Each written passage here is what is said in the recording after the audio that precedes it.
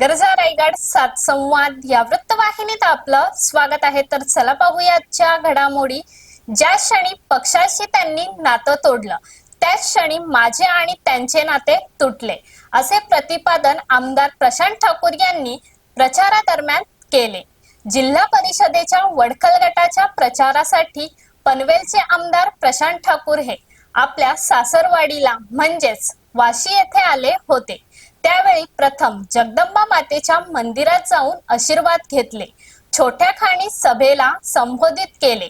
त्यानंतर वाशी गावात जिल्हा परिषदेचे उमेदवार प्रभाकर म्हात्रे तथा हरिओम, पंचायत समितीचे उमेदवार विवेक म्हात्रे यांच्या समवेत डोअर टू डोअर जाऊन प्रचार केला। त्यावेळी प्रसार माध्यमांच्या प्रतिनिधींनी आमदार प्रशांत ठाकूर यांना त्यांचे जुने समर्थक मिलिंद पाटील यांच्यावरून छेडले असता त्यांनी सांगितले की ज्या क्षणी पक्षाशी त्यांनी नाते तोडले त्याच क्षणी माझं आणि त्यांचं नातं हे तुटले आहे। माझं एकच कर्तव्य आहे, ते म्हणजे पक्षाचे उमेदवार निवडून देणे। यावेळी मोठ्या संख्येने कार्यकर्त्यांसह रावे गटाचे उमेदवार वैकुंठ पाटील, वडखल गणाचे उमेदवार प्रदीप म्हात्रे हे हजर होते। वाशीचे उमेदवार म्हणजे विवेक म्हात्रे आणि जिल्हा परिषदेचे उमेदवार हरिओम आणि तसेच वडखल गणाचे उमेदवार प्रदीप म्हात्रे यांच्या प्रचारार्थ पनवेलचे दमदार आमदार प्रशांतजी ठाकूर आलेले आहेत। तर त्यांना मी विचारतो की सध्या पेणमध्ये एक संभ्रमाचे वातावरण आहे। आपले समर्थक एका दिवसातच शिवसेनेमध्ये गेलेत आणि त्यांनी धनुष्यबाण उचललेला आहे। तर तुम्ही काय सांगू इच्छिता आणि हा भ्रम कसा दूर करणार?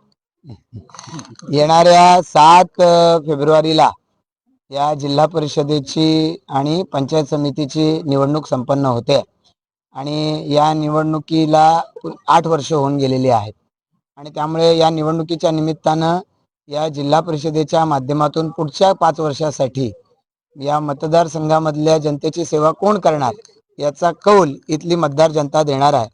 आणि म्हणून जगदंबे मातेच्या चरणी भारतीय जनता पार्टीचे उमेदवार प्रभाकर शेठ म्हात्रे म्हणजे हरिओम म्हात्रे आणि त्याचबरोबरीनं आमचे इथले पंचायत समिती गणाचे वाशीचे उमेदवार विवेक म्हात्रे आणि पलीकडचे प्रदीप म्हात्रे यांना देवी मातेनं आशीर्वाद द्यावा म्हणून गावाचा जावई या नात्यानं देवळात त्यांच्या सोबत या ठिकाणी आलो।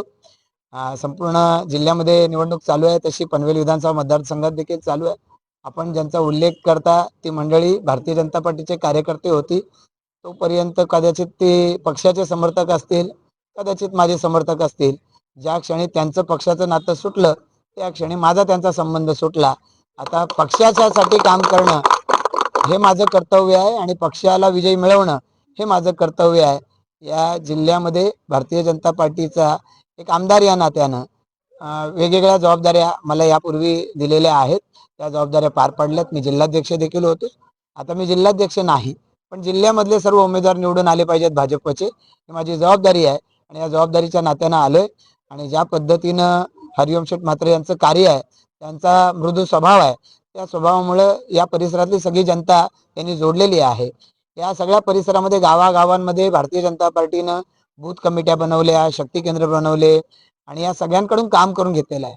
या परिसरामध्ये केंद्र सरकारच्या राज्य सरकारच्या योजना बूथ स्तरावरच्या कार्यकर्त्यांकडून राबवून घेतलेल्या आहेत। त्या वेळेला जे पुढारपण करत होते त्यांच्या मार्फत राबवल्या, म्हणजे त्या योजना करण्याचं क्रेडिट त्यांचं नाही।